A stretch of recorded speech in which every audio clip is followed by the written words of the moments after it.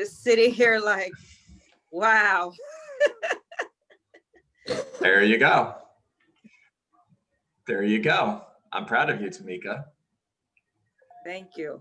Yes. And I'm scared to crap and excited all at the same time. Awesome. That's a good thing. Yeah, it's a good thing. How do you think Christopher Columbus felt with his crew, which, by the way, everyone on his crew turned against him? How do you think he felt in search of the new world? You think he was scared? I think he was scared to death. Yeah, especially with the world being flat. Yes, exactly. Right. I heard someone jumping in there, whoever that was. I think I know who it is. I'm recognizing most of your voices by now. Good morning, John. Yes, good morning. We had Gene Rivers for business planning in our region. So that was, of course, awesome. And something that he had said about his team, they lead generate, they do like blasts 2 times a week, one in the morning for like 6 hours, and then one closer to the evening for 6 hours because of not wanting to miss those folks who you'll never catch in the morning. And I do kind of like that idea.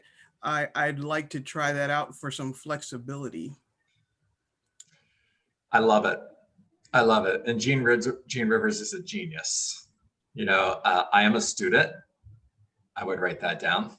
And as a student, I've attended hundreds and hundreds of training opportunities with Keller Williams in the last 18 years. And one of the things that I always look for is who's the instructor? A lot of the classes that I choose to take are because of who the instructor is. And Gene is at the top of my list. Dick Dillingham is another one. I have a question. There's others, by the way. Somebody's seeing this recording and saying, hey, what about me? There's a lot of other instructors that are on that list. Yes, talk to me. Good morning, John. How do we find out upcoming? I would like to take business planning, and the one I've signed up for is not until December. Okay. How do we find out who else is teaching that course? KW Connect. Got it. Keller Williams University. Your region also has a training calendar. Look at that. Okay. There you go. Thank you. My pleasure.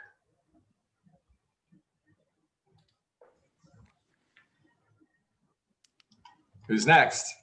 Let's go.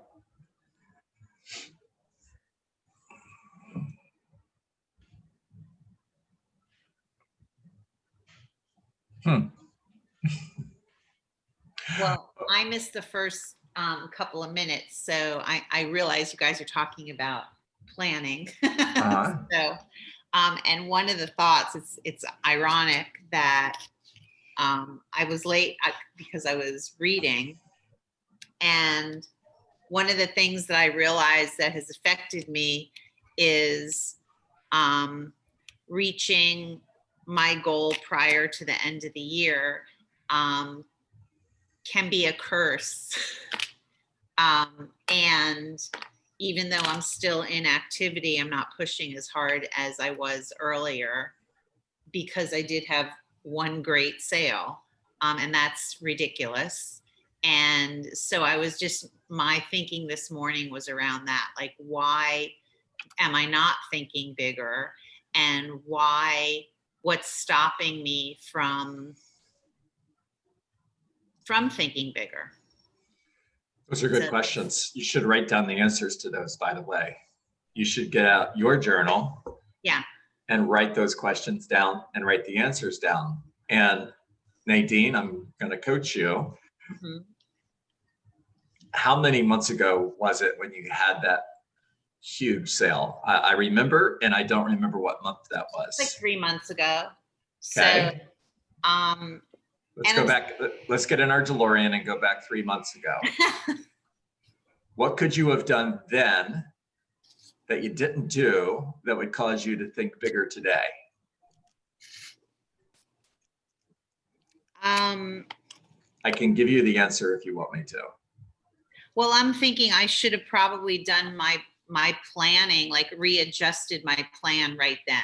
There you like go. My goals right then. There you go. You should have tore up your 411 and wrote a new one. Yeah. 100%. My biggest fear, if I'm Nadine August, is I don't have the same year in 2021 that I did in 2020. Yeah. Yeah. Guys, I don't know if you've ever seen the movie Moneyball, but I watched it last night and I'm going to watch it again with a notebook and a pen, and I'm going to take notes. And Billy Beane, who was the general manager, still is, I believe, of the Oakland Athletics, and was the very first general manager to implement predictive analytics using computer models to build a baseball team. And so many things I could talk about right now, but I'm not going to because it's not on today's agenda. But one of the things he said was, I am scared to death of failure. Mm-hmm. I hate losing. I hate losing more than I love winning. Great movie. Oh my gosh. Holy cow. Eddie, and I don't even like baseball. Yep. I mean, it's like watching grass grow. Yep. And the guy he found was down to, I mean, he knew the numbers. He knew everybody's numbers.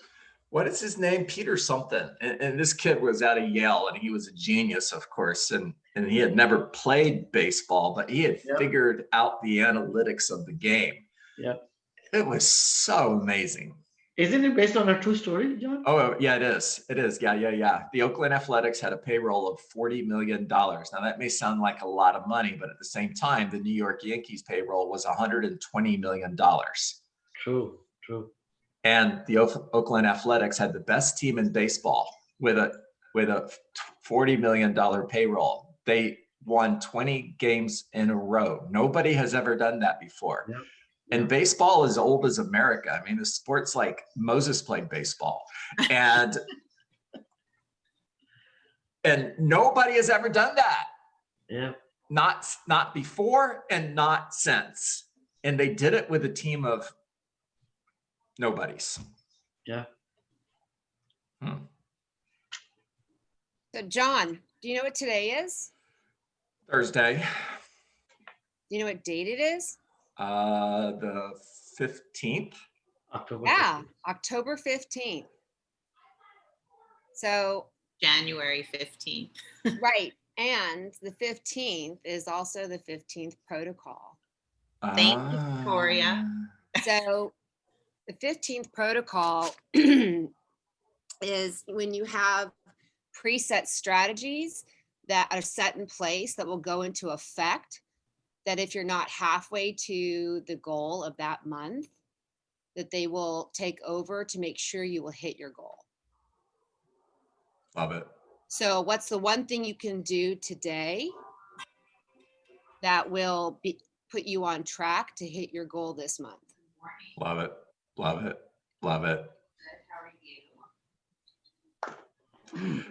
Moneyball. Riesta. It's the name of the movie is Moneyball. Moneyball. Yeah. By the way, Billy Beane was so successful at creating a new way to play baseball that it's now called Billy Ball. Not the game, but his system is called Billy Ball. It's incredible. And Victoria, on the 15th, halftime, right? It is. Yes. And here, guys, there is nothing less significant in life than the score at halftime. Mm-hmm. Nothing. So no matter where you are on that journey, there's still a second half to play, which means there's more life to live, which is proof of hope.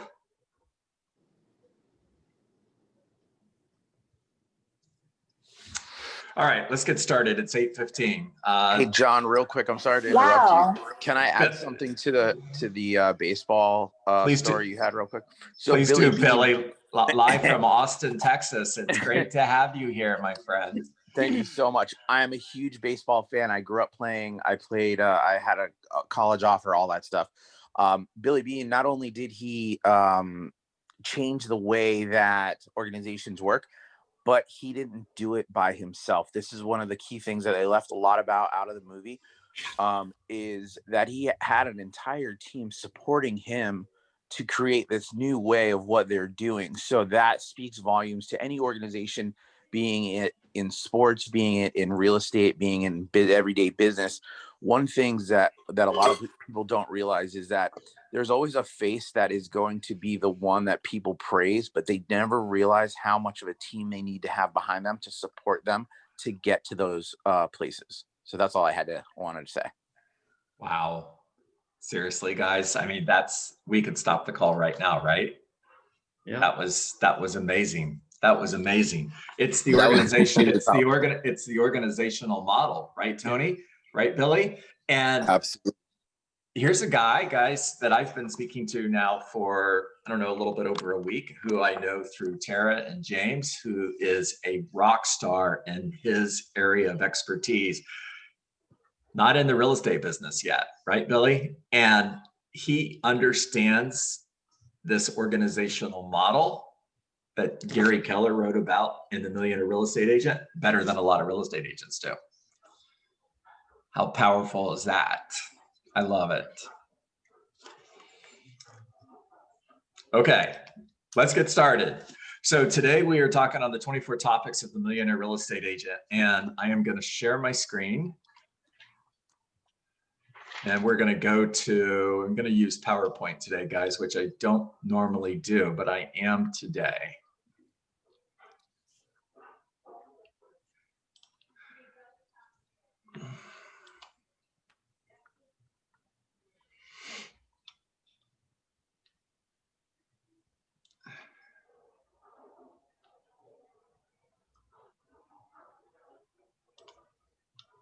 Okay, I'm on page 267.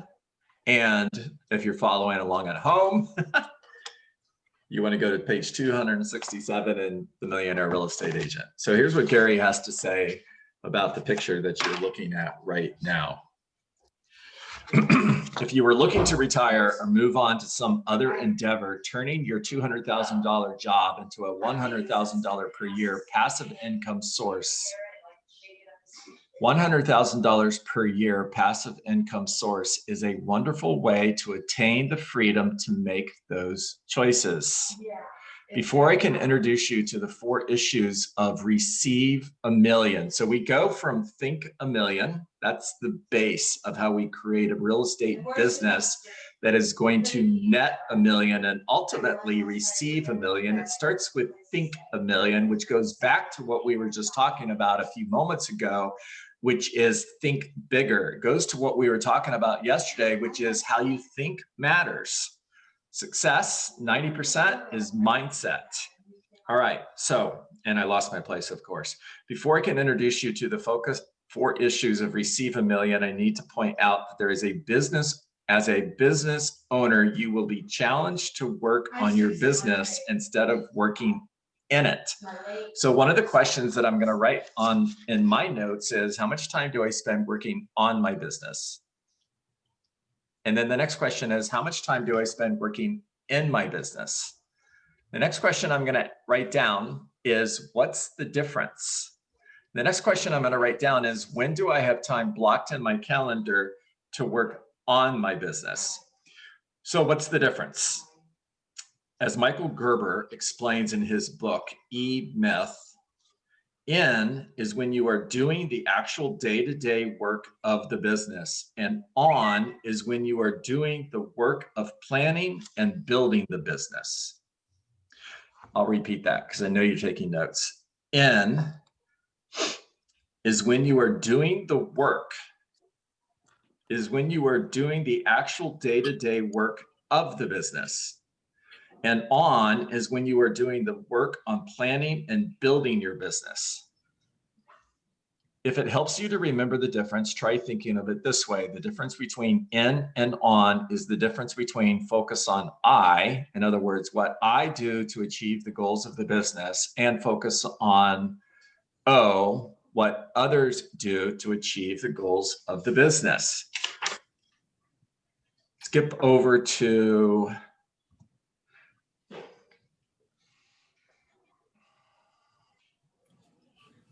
only thing I'm going to talk about here is the last item on the list. If you erase, you replace. Let me explain that. If you have time blocked for anything in your business, if you have time blocked for any of your 20% activities, or if you have time blocked to work on your business and you have to erase that from your schedule, you have to replace it. It doesn't go away. You have to find time someplace else in your schedule for that to be. Same thing is true with your personal life, by the way.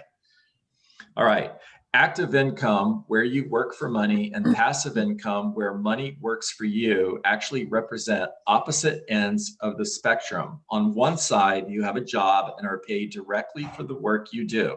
And on the other end is ownership income, sometimes called mailbox money, where money comes to you from your business. So Robert Kiyosaki talks about this in the cash flow quadrant. Draw a box, and you're going to put 4 boxes within the box. In the top left box, you work for others. In other words, you have a job. Just below that is you are an independent contractor. In other words, you work for yourself. By the way, that's more than 95% of real estate agents.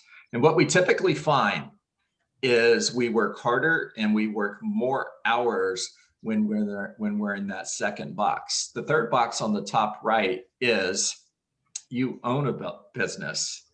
Now, people are working for you. That's the model that you're looking at right now, levels 1 through level 6.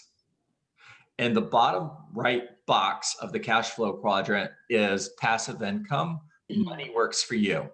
And that's the 7th level of the millionaire real estate agent. You've built a business to the point where you no longer go on appointments. You oversee the business. You own a business that you are not actively working in.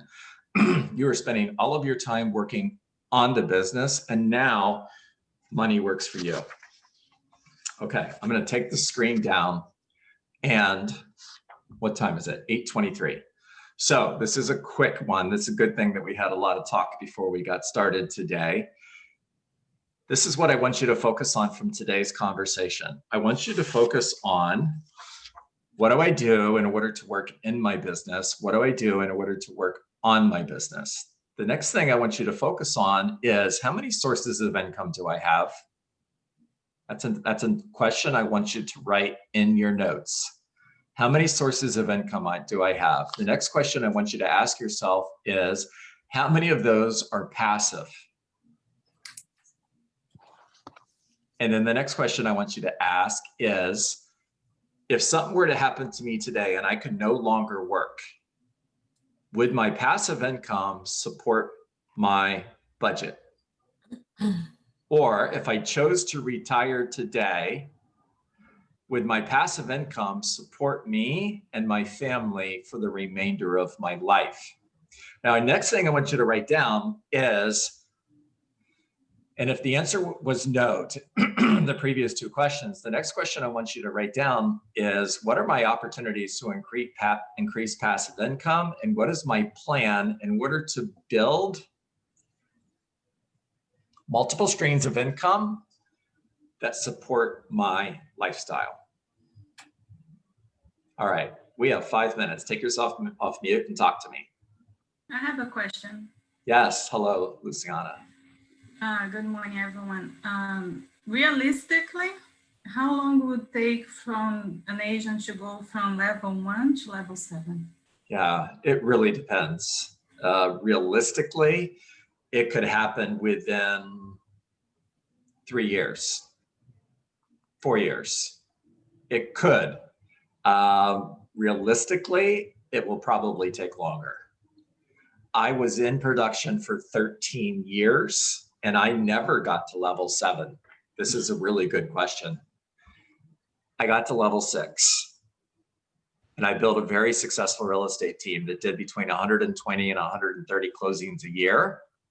We did $27 million in 2014. And then in 2015, I moved to Coral Springs to become a team leader, thinking, Luciana, that I had built a 7th level business, only to find out that I hadn't.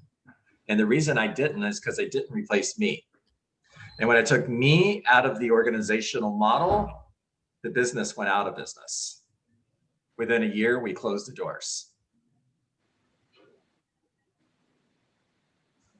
I think when we look at these models, is like the 4 quadrants, I think sometimes we look at it as my life has to fit in these 4 quadrants. And the truth is we have multiple squares going at once, because I'm sure many of us have some passive income that we don't even think about. If you own investments,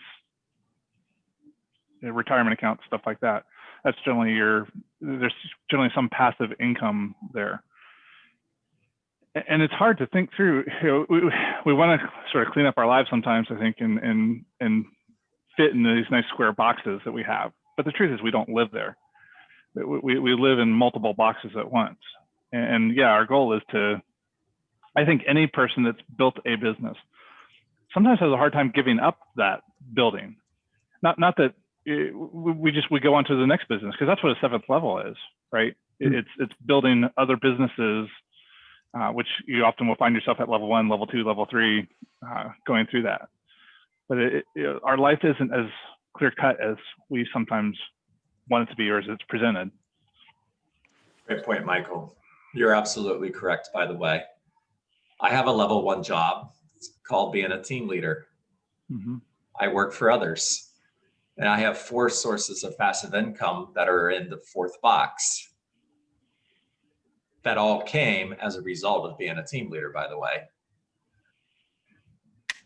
By the way, stats next Wednesday from 10 to 12, 3rd quarter stats. Incredible presentation, incredible information, and valuable information that we pay for. It doesn't cost you a thing. And if you want us to register you for stats, just put your name in the chat. And Victoria, if you would remind me, please, to save the chat before we say goodbye. That way we'll know who wants to be registered for stats, and we'll take care of it. Just drop your name in the chat, guys, and we'll register you for your stats. Do me a favor and just trust me when I tell you you want to do this, because I don't want to take a whole lot of time to tell you why you should. Just trust me and drop your name in chat so that we could register. I should get 53 names, by the way, because there's 53 of you on this call. All right, talk to me, guys. What did you hear? John, in reference to passive income, because when I think about real estate, and I'm very literal, passive income in terms of what you're saying and building your businesses, and you just said, and I just want to make sure I understand, if I build a business to a certain point and I can't work anymore, I'm just done, I need to find someone to replace me to run my team. Is that what you're saying? Versus passive income, buying properties and collecting rent? 100%. If we're talking real estate, whatever role you play, you're going to have to find somebody to replace you in order for that to become a passive source of income for you. So the reason the Dietz team failed was because I was the lead listing specialist for the team. I was responsible for taking the majority of the leads every month. We listed an average of 12 to 15 homes every single month. And I was personally listing at least 10 of those. And I never found that person to replace me. I'm sorry to be nosy, but is it because, or is it because you didn't find anybody who was as good as you, or that you felt? I'm just curious. Ask the question again. There was background noise and I didn't hear you, please. I was asking, the reason you didn't find anyone to replace you, was it because you couldn't because of circumstance, or was it because you really didn't think anybody could do what you could do? Definitely not the second one, because somebody could have done it better than me. Okay. Not only could I find somebody to replace me, Diane, I could find someone that could actually do it better than me. I just never did. For example, if I would have known Michael at that point, Michael and I could have had a conversation, and I could have said, I've got this incredible opportunity for you. All you have to do is move to Florida, and you could run the Dietz team. It's selling 120 homes a year, and you're the rainmaker. Is that an opportunity that you're interested in? And the only thing that I would do at that point is do a KPA to make sure he's a match for the role. We would go through the career visioning process to make sure he's the right hire. And I'm looking for capacity talent and proven talent.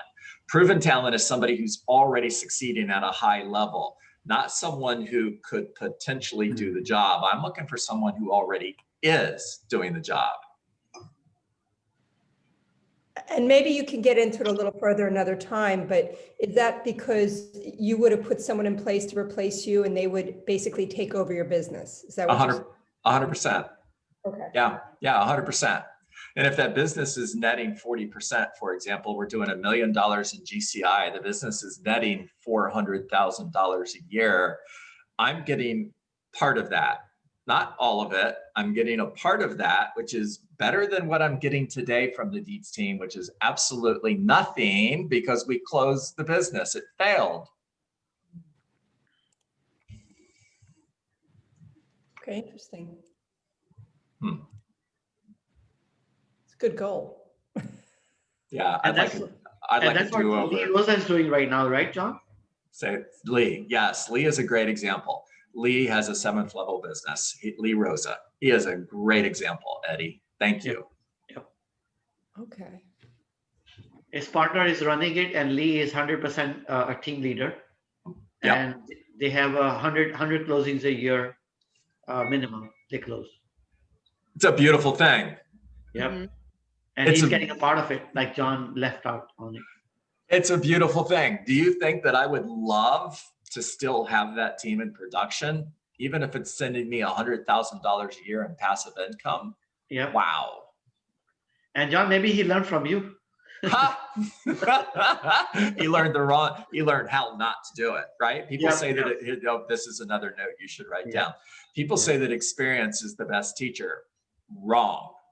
Other people's experience is the best teacher. Yep. Learn from other people's mistakes, not your own. Learn from mine. Learn how not to do it. I should write a book on that, Victoria. I think that'll be the next book I write, how not to build a 7th level real estate business.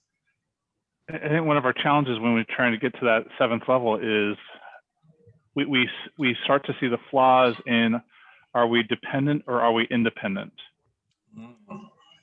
And our teams, our businesses that fail are the ones that are dependent. They're dependent on us to do to not necessarily even to do the job, but just to lead it.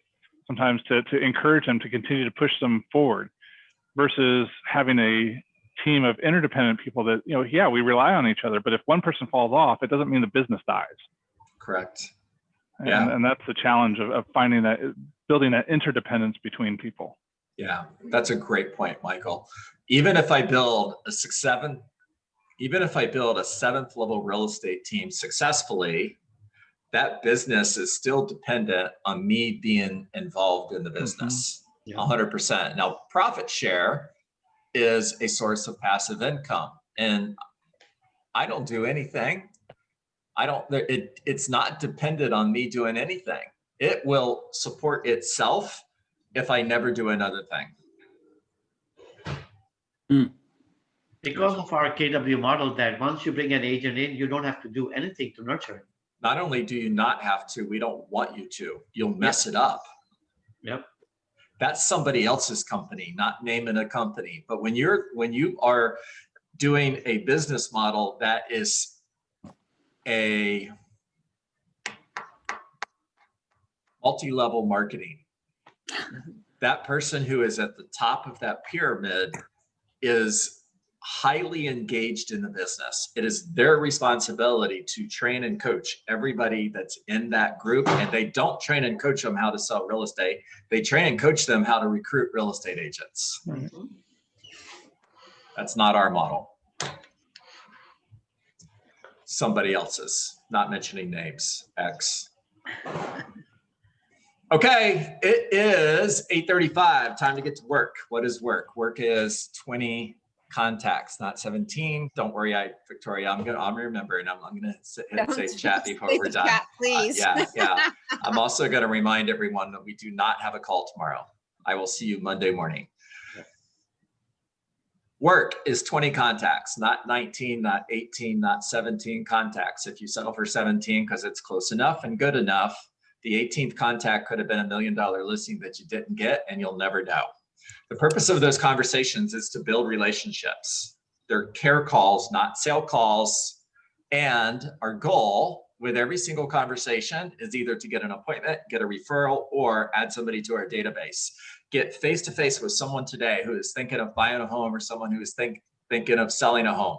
Doesn't matter if it's 30 days from now, 6 months from now, or a year from now, because a year from now, you're going to need listings. All leads are great leads. All leads are equal. There are no such things as bad leads, just bad real estate agents who don't follow up. Don't take that personal. Write 5 handwritten personal notes. Once you have everybody into that pipeline, you're going to follow up forever. Forever means forever, no matter what they say. I'm never going to work with you. Awesome. Talk to you in a month. Reject, rejection, and no is not a word that lives in your vocabulary. Okay, everybody. Thank you, John. Say, Thank you, John. say, Good luck tomorrow, John. Thanks, John. Thanks, John. Okay. Have a Thank you. great weekend. yes. Yes. Oh, by the way, Have I'm a great- finishing my great Keys walk. I will Yes. be standing on Mallory Square at 9:30 Sunday morning. By the way, I'm not telling you that to show up. Alex said, John, we're going to bring a group of people down there. I'm like, no, please don't do that. That's the last thing I want. Don't do that. Oh my God. The only person I expect to see standing there when I get there is Monica. So don't show up. Okay. Good for you. All right, Be everybody. safe. Make it a great day, everybody. Good luck Great tomorrow. Have a work. good weekend. Good Yeah. luck. Thank you. Keep you up in prayer. Thank you. I could use all the prayers you've got. Trust me.